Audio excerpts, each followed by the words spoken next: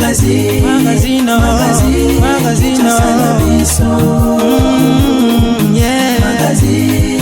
Magazine Kinshasa na biso Réalité ya banaki Réalité ya banaki Réalité ya banakino Buyukite Buguyoka kaka Kinshasa na biso Kin eleki partout KNB Kinshasa na biso Kin eleki partout Kinshasa eleki partout mikolo neza bino pardon Jima sala yolo karatakate ya on a bien yo Jima mukende umela KNB Kin eleki partout rien à dire toi na terre envié parce que Kin eleki partout et losako liboso ambongo mosanto azate Céline Don Kardashian isongolo bisous bye bana Kin ke bana jako zape so kuta nango KNB Telema qui chasse l'équipe partout Jimmy Mukendi umela KNB ko zape te so kuta nango check ovandi Mbote na bino balandi nyonso ya magazine KNB wezo libate ko pesa bino ba vraie réalité ya ville à Kinshasa.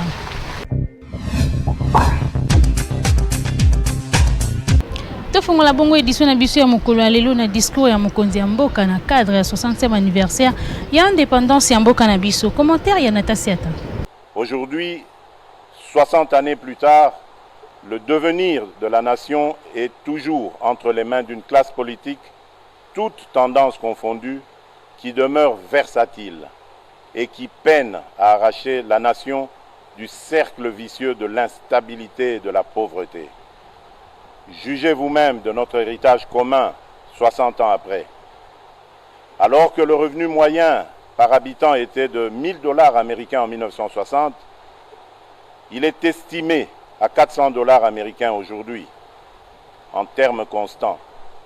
Autrement dit, le Congolais moyen a perdu 60% de sa richesse au cours des 60 dernières années. Notre pays est paradoxalement aujourd'hui l'un des pays les plus pauvres du continent, alors qu'il fut l'un des plus riches il y a 60 ans. Notre réseau routier ne représente plus que 10% de ce qu'il était en 1960 et le réseau ferroviaire que 20%. Mes chers compatriotes, au lendemain de mon accession à la magistrature suprême, me conformant à mes obligations constitutionnelles et m'acquittant de mon devoir de redevabilité, j'ai prononcé le 13 décembre 2019 un discours sur l'état de la nation. Il s'agit sur le plan politique du rétablissement de la paix et de l'instauration d'un état de droit. Sur le plan social, il y a notamment la gratuité de l'enseignement, la couverture sanitaire universelle et les logements sociaux. Sur le plan économique, la priorité a été donnée à l'accès à l'électricité et à l'eau potable, aux infrastructures et à la transformation structurelle de l'économie par sa diversification. Mes chers compatriotes, au moment où nous célébrons le 60e anniversaire de notre indépendance, je note que des pas importants ont été franchis. Comme je m'y étais engagé, l'établissement d'un état de droit est en marche dans notre pays. Le citoyen congolais a retrouvé la pleine jouissance de ses libertés fondamentales, de manifester, de résider dans son pays, de ne pas être arrêté pour des raisons politiques. La justice recouvre peu à peu son indépendance. Les avancées enregistrées l'ont été au prix de sacrifices extrêmes.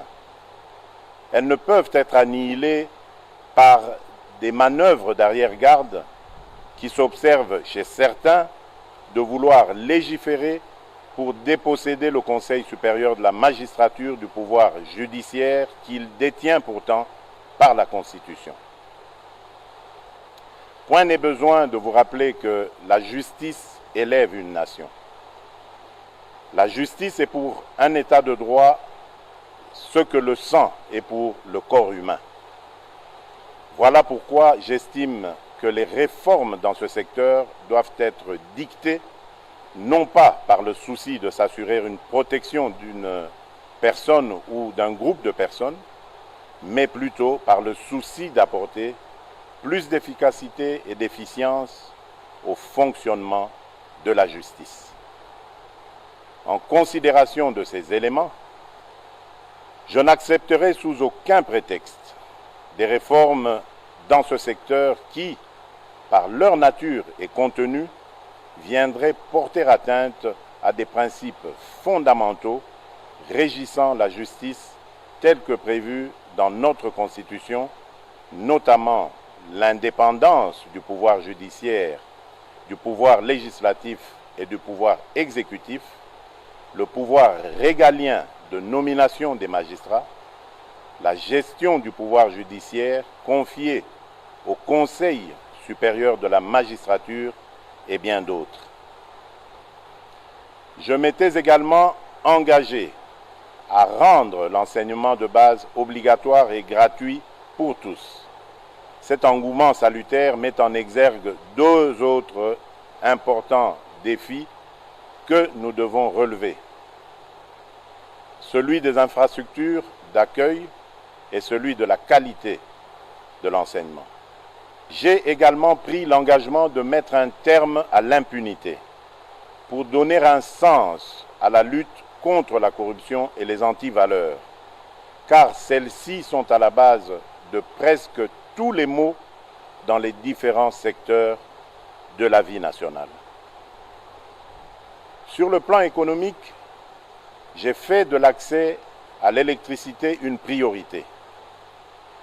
Plusieurs projets publics et privés sont en cours de démarrage. La lutte contre l'impunité, contre la corruption et les antivaleurs constitue les éléments centraux de ma stratégie, sans lesquels tout réel espoir de changement est impossible. Mais dès lors que nous avons en toute conscience choisi de privilégier la réconciliation nationale pour mieux construire l'avenir et préserver la paix, la lutte contre l'impunité ne doit en aucun cas se transformer en vengeance ni en chasse aux sorcières. L'engagement que j'ai pris devant vous, devant ma conscience et devant Dieu, c'est de donner la chance à tous les Congolais, sans exclusive, d'envisager l'avenir en toute liberté et en toute quiétude, mais sur de nouvelles bases morales. Je souhaite que l'expérience douloureuse révélée au cours du procès en rapport avec le programme des 100 jours tourne définitivement la page de la longue série de projets et programmes qui, à travers l'histoire de notre pays, ont donné lieu à d'importants coulages des ressources publiques en toute impunité. Permettez-moi néanmoins de saisir cette occasion symbolique de commémoration de l'indépendance pour réaffirmer qu'aucune majorité politique ou parlementaire, d'où qu'elle vienne, ne peut outrepasser les principes fondateurs de la République qui sont à la base du pacte social tel que consacré dans la Constitution du 18 février 2006, à savoir un État de droit indépendant, souverain, uni et indivisible, social, démocratique et laïque. Mes très chers compatriotes, qu'est-ce que 60 ans dans la vie de notre nation? Molière nous rappelle à juste titre que 60 ans, c'est la fleur de l'âge, qui nous fait entrer maintenant dans la belle saison.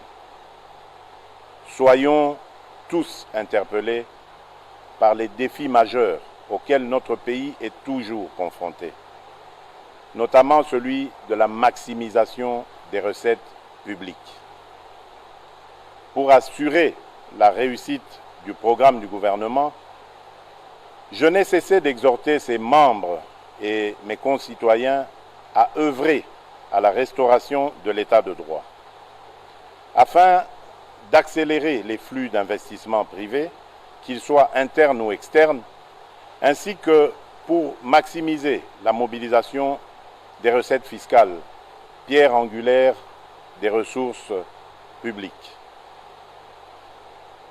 Très chers compatriotes, fonder un État moderne, un État normal et vaincre la pauvreté décrétée cause nationale constitue toujours la pierre angulaire de ma vision pour notre pays.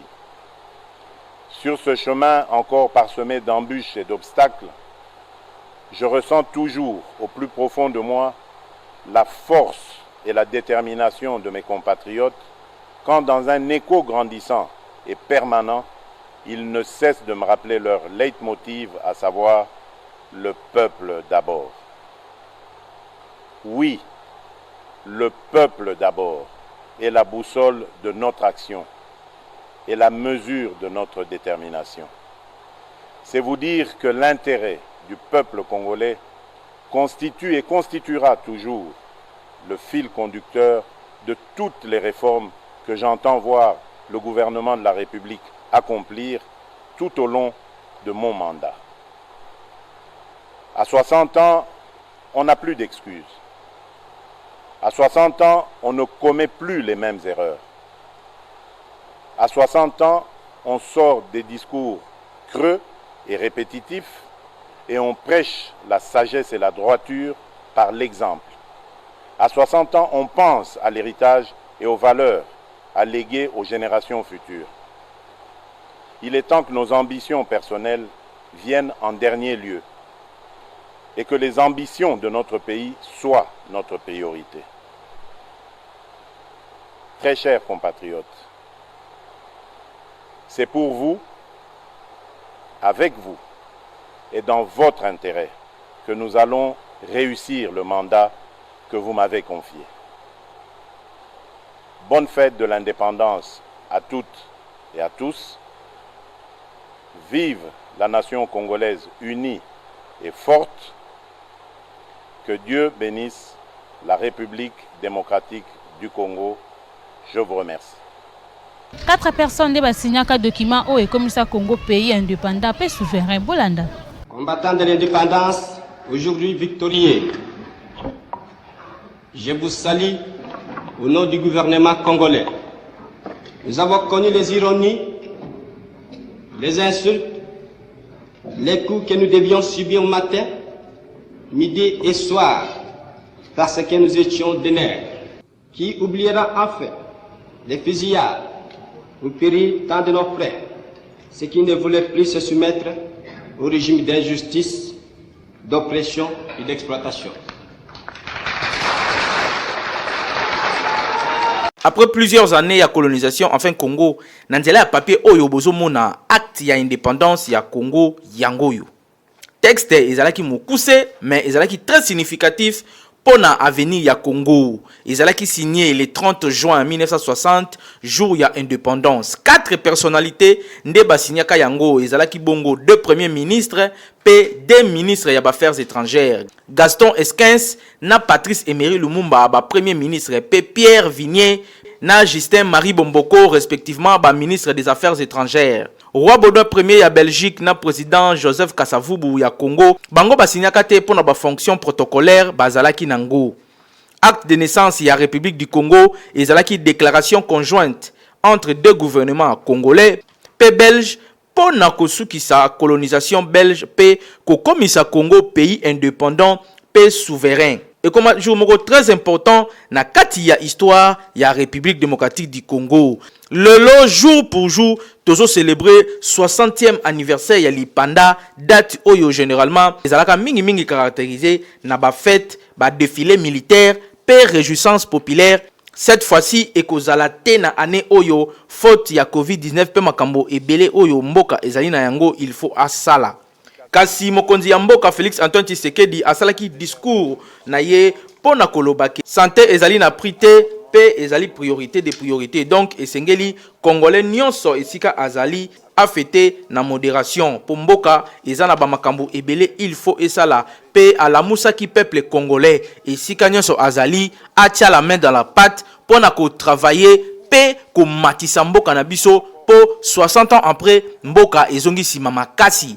Esengeli kotika makambo ya pamba pamba pe ko se concentrer dans l'essentiel po yangonde ekotombola mboka. Kinshasa et l'équipe partout. 60 ans après indépendance, RDC avancé toté. Bolanda réaction à la population. Pour l'analyse au sali na bilan 60 ans, nous c'est à 0. Congo évolué. Na cause la essentiel quelque part ou bien dans la mouvement quelque part, mais dans le vérité que Congo na 60 ans au sali tu évolué na rien.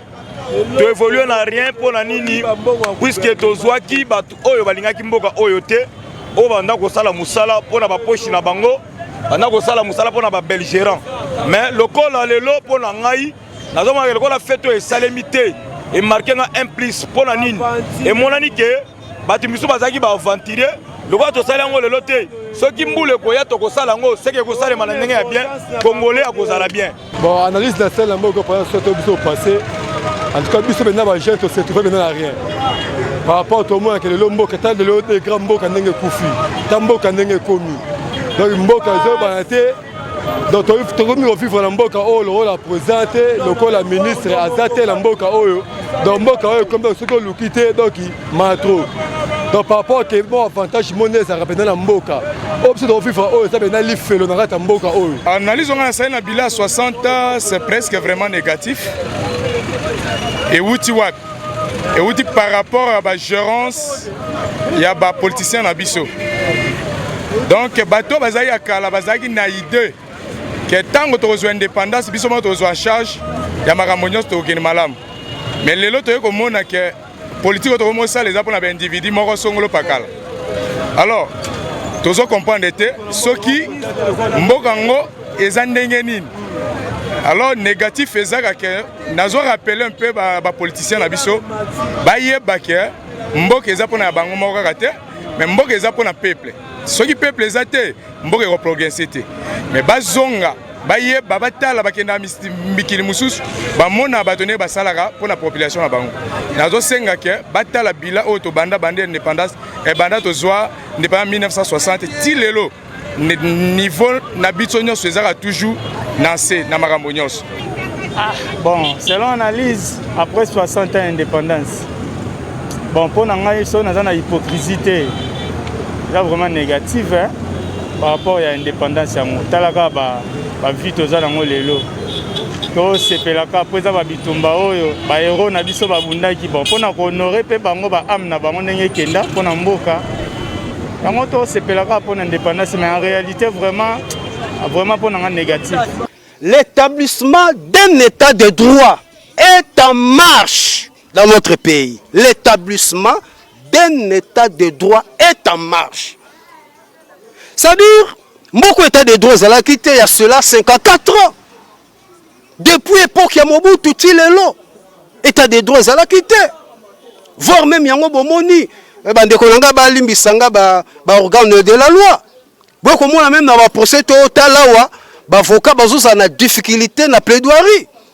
Pour la nini, il y a cela pendant depuis des années. O ba avocat bazai ko coopérer na ba magistrat na ba juge soki dossier zali ba coopérer esili makambo eleki ndengwana mais tu komona c'est la toute première fois dossier moko équitable justice ou ba juge baza ko zwa injonction te batu na batu balakisi biso capacité intellectuelle na bango état de droit o ya lobi na biso est en marche ça n'a vraiment to commis na yango effectivité de état de droit et toza nango malembe ezokota malembe même nzambe le Dieu créateur asalaki mokili na mokolo moko te donc il faut que nango malembe totikele na no temps mandat na epe na no esilité toza pe na tango nanu ya ko juger te mandat c'est pour 5 ans tokolo bana te ko échouer tout ça non wala za haine za jalousie azana no na 5 ans na ye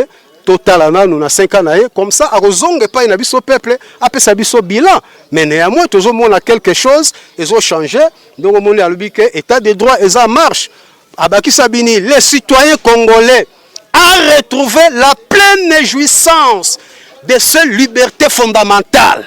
Bakolo oyo ba vivant indépendance ndenge elekaka bango pe bazangi maloba te bolanda.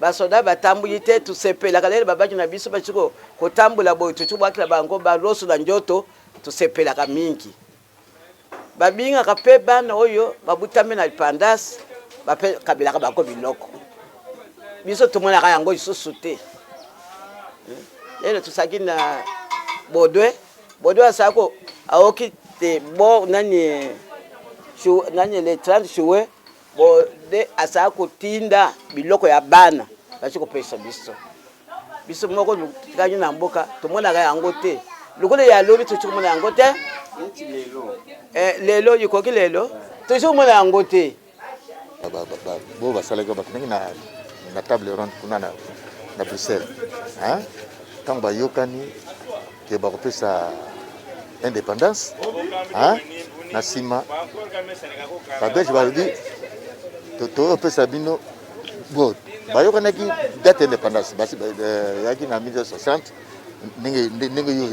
ndenge ezali mais ayo bozonga na kin toya kopesa bino yango kuna yango na ndenge basolai kuna ya table ronde yango bayaki na kin apesi bango indépendance babeki na bango le 30 juin 1960 ndenge moko te ya kale yaki esengo makasi ya mbulu c'est rien oh wana bino bapesi bino lipanda bato basaka kobina kutu bafilme ao mosusu ezala na sokotana na baradio mosusu ya télévision mosusu baza nango indépendance wana bato bakobina indépendance chacha ezalaki ndenge wana ya bolelo moni na bana virus mais tofete malamu te tofete bandako oyo liboso elaki le 30 juin bato bakosisa badefile na 30 juin oyebi bavandi basali na bana klasi tout koleka ya lisusu te vraiment ya na changement monene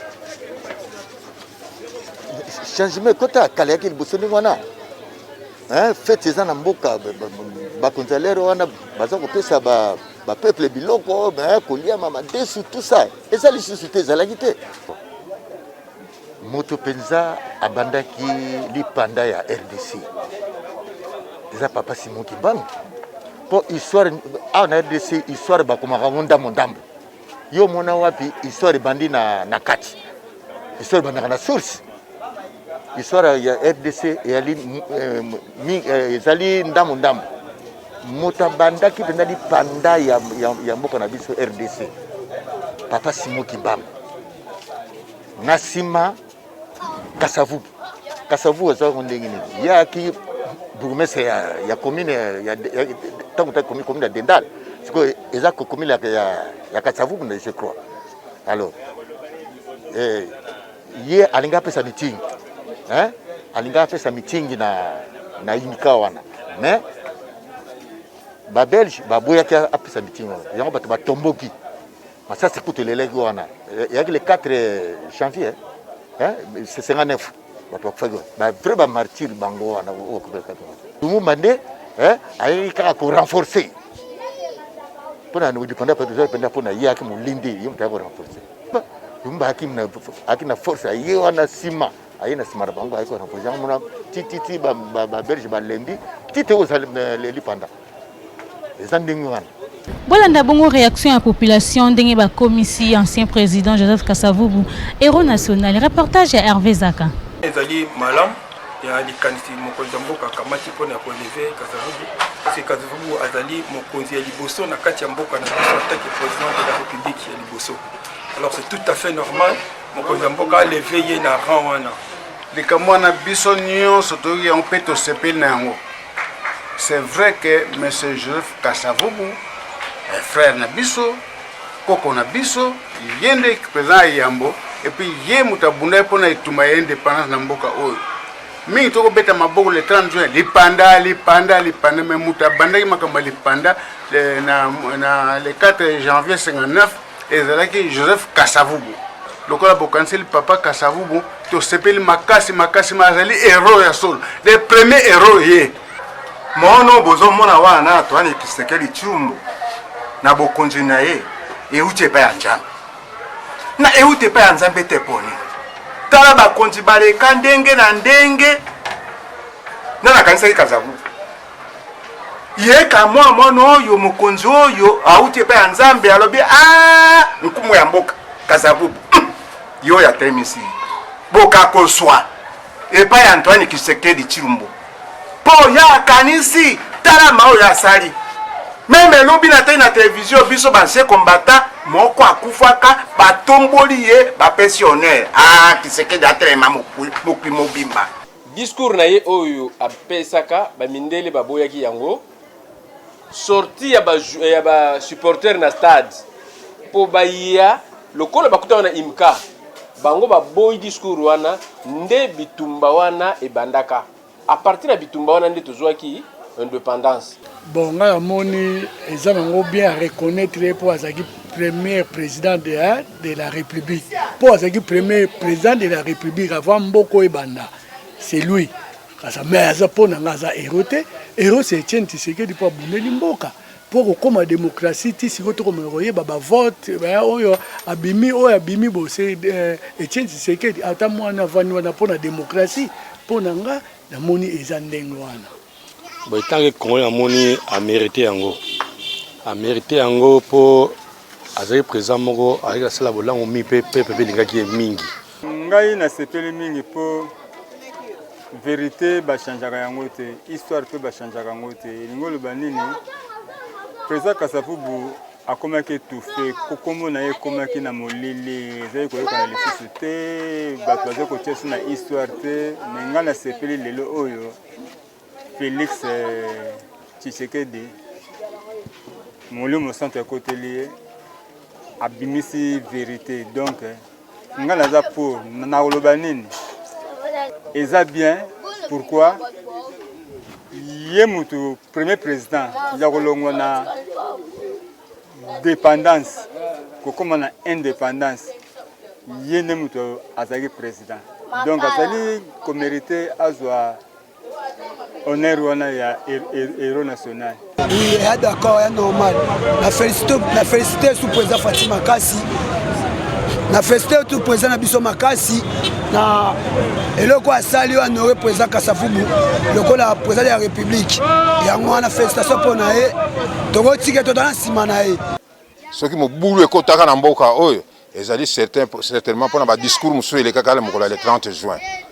Mais na félicité M. Etienne Tshisekedi comme président de la République na oyo asali ya ko porter na honneur et pas le président Kasavubu comme nani héros national parce que azali pe l'un des pionniers il y a indépendance. IDPS Kibasa telemeli batu nyonso oyo bazobundisa état des droits na mboka na biso pe balobi ke bako continuer ko soutenir mokonzi ya mboka Félix Antoine Tshisekedi contre ba ennemis à démocratie.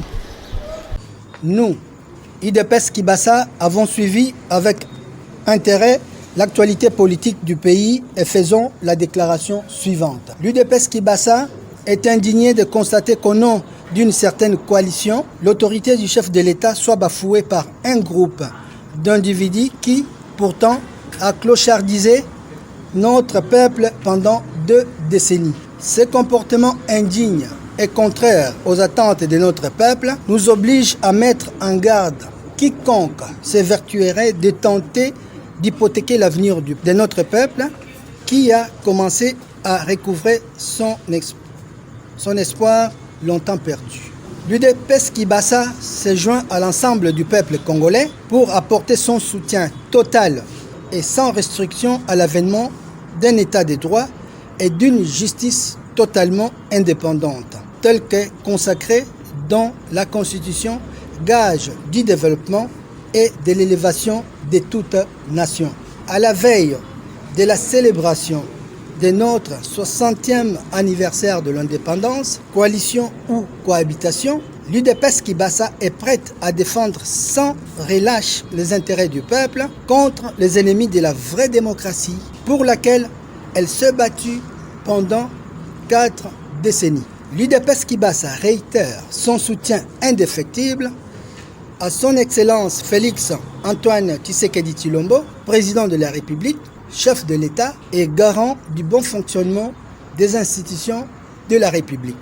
Sentinelle du peuple, l'UDPS Kibasa appelle celui-ci à barrer la route aux ennemis de la démocratie qui tentent d'affaiblir la justice pour des intérêts mesquins et égoïstes. Que vive l'indépendance de la République démocratique du Congo, que vive le peuple congolais, tenons bon, l'UDPS vaincra.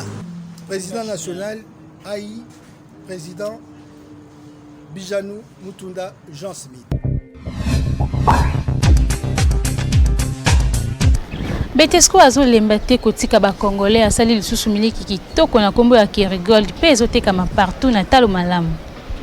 Lelo na Kinshasa miliki elongwa likambo ya bariche po ekoma nango na pri ya mokie po na mutu nyonso ndenge akokeli grâce ya Beltesco alongola yango luxe na RDC na cadre ya kosunga Congolais amela miliki ya qualité amemeli bino lait en poudre instantanée Kerigold eye po na mutu nyonso okomela na ti café, mai ya moto, mai ya lobo, tope okoki kolia yango kaka ya pamba, eza na goût moko ya kosakana te. Kerigold, le végétal plein de vitamines A et D, protéines pe calcium. Ezo sunga bana bakola kitoko, pe mikolo ba savourer miliki kitoko ya mabele ya ngombe. Miliki oyo ezali koteka ma partout. Comme la Kerigold full crème, ezali kotonga nzoto na yo 2 fois. Monto amera Kerigold abelaka pa mapamba te, ba maman baza na bana, ba maman baza na bazemi, ba maman baza na ba fatigue ebele. Omela mingi Kerigold ezali ko bakisa susu ba protéines, ba calcium, ba vitamines ebele na kati ya nzoto. Lait en poudre instantanée Kerigold, miliki ya solo ya ngombe, sans complexe na Kinshasa na mbongo nyonso oza nango, okomela miliki na yo sans problème, grâce ya Beltesco, mosungi ya mboka. Bozala ki tellement ebele ya kolanda magazine KNB kasi komi na suka soki bosepela ki lisu ya mokolo lelo bopesa merci une équipe rédactionnelle mobimba KNB Hervé Zaka double poumon azala ki bongo na sima caméra na tasiata na réalisation pe coordination ya Dimu Kendi kaka ndenge to misana ko sabinu botika la toujours côté pe branché na chaîne YouTube Kinshasa na biso Kinshasa yo et l'équipe partant.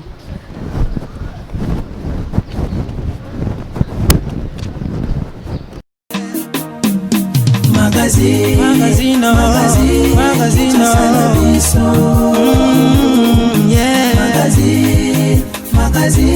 Kinshasa na biso.